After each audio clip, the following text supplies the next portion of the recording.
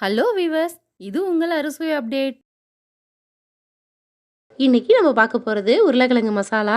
இது நல்ல சுவையாகவும் இது கல்யாண வீடுகளில் செய்கிற போல ரொம்ப சூப்பராக இருக்கும். இது செய்தால் ரச சாதம், சாம்பார் சாதம், மோர் சாதத்துக்கு ரொம்ப சூப்பராக இருக்கும். வீடியோக்கு போகிறதுக்கு முன்னாடி சப்ஸ்கிரைப் பண்ணாதவங்க கொஞ்சம் சப்ஸ்கிரைப் பண்ணுங்கள், லைக் பண்ணுங்கள், நம்ம சேனலுக்கு சப்போர்ட் பண்ணுங்கள். வாங்க இந்த மசாலா எப்படி பண்ணுறதுன்னு பார்க்கலாம். இது பண்ணுறதுக்கு 250 கிராம் உருளைக்கிழங்க நான் 2ஆக கட் பண்ணிவிட்டு குக்கரில் வச்சு 2 விசில் விட்டு எடுத்திருக்கேன். இது நல்லா சாஃப்டாக வெந்து வந்திருக்கு. இப்போது இதில் இருக்கிற தோலை உரிச்சிட்டு சின்ன சின்னதாக கட் பண்ணி வச்சிடலாம். நல்லா இது போல் கட் பண்ணி வச்சுக்கோங்க. இதை தாளிக்கிறதுக்கு ஒரு பேன் வச்சுருக்கேன். பேனில் 2 டேபிள் ஸ்பூன் எண்ணெய் ஊற்றிக்கோங்க. எண்ணெய் நல்லா சூடானதும் 1/2 டீஸ்பூன் கடுகு, 1/2 டீஸ்பூன் ஜீரகம் சேர்த்துக்கலாம். இது ரெண்டும் நல்லா பொரிஞ்சு வரணும்.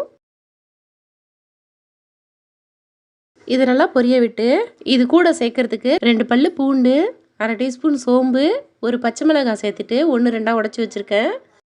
அதை இது கூட சேர்த்துக்கலாம். சேர்த்துட்டு 1 நிமிஷத்துக்கு நல்லா கலந்து விட்டுக்கோங்க. இப்போது வெங்காயம் சேர்க்கணும். ஒரு பெரிய வெங்காயத்தை பொடியாக கட் பண்ணி வச்சுருக்கேன், அதை சேர்த்துக்கிறேன். சேர்த்துட்டு இதை நல்லா கலந்து விட்டுக்கலாம். வெங்காயம் நல்லா வதங்கி வரணும், அது வரைக்கும் நல்லா வதக்கி விட்டுக்கோங்க.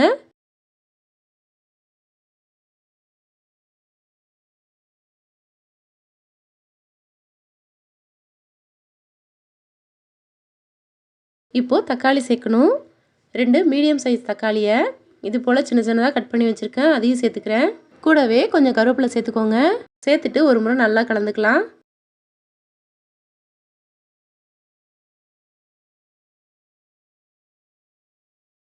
இதை லைட்டாக கலந்து விட்டுட்டு 1/4 டீஸ்பூன் மஞ்சத்தூள், இந்த மசாலாவுக்கு தேவையான உப்பு சேர்த்துக்கலாம். சேர்த்துட்டு இதை நல்லா கலந்து விட்டுக்கோங்க. தக்காளி நல்லா மசிகிற அளவுக்கு நல்லா கலந்து விட்டுக்கணும்.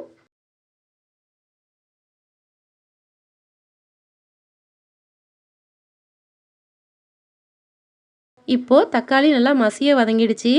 இது கூட 1 டீஸ்பூன் தனி மிளகாய் தூள் சேர்க்குறேன். உங்களுக்கு காரம் எந்த அளவுக்கு தேவையோ அந்த அளவுக்கு மிளகாய் தூள் சேர்த்துக்கோங்க. சேர்த்துட்டு இதையும் நல்லா கலந்து விட்டுக்கலாம்.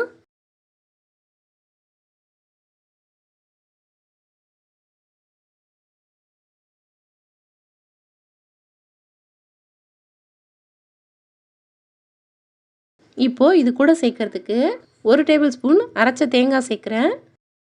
சேர்த்துட்டு 1/2 டம்ளர் அளவுக்கு தண்ணி சேர்த்துக்கோங்க. எல்லாத்தையும் சேர்த்து ஒரு முறை கலந்து விட்டுடலாம். எல்லாம் சேர்ந்து நல்லா கொதிச்சு வந்துருச்சு. இப்போது நம்ம கட் பண்ணி வச்சுருந்த உருளைக்கிழங்கை இதில் சேர்த்துக்கலாம். சேர்த்துட்டு இந்த மசாலாவோட நல்லா கலந்து விட்டுடுங்க.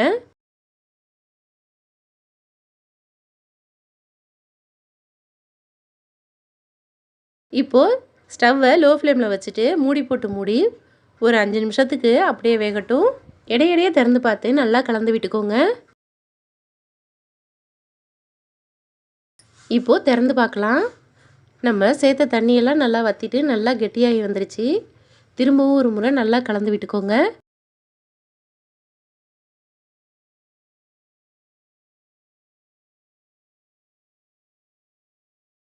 கடைசியாக கொஞ்சம் கொத்தமல்லியை நறுக்கிட்டு சேர்த்துக்கோங்க.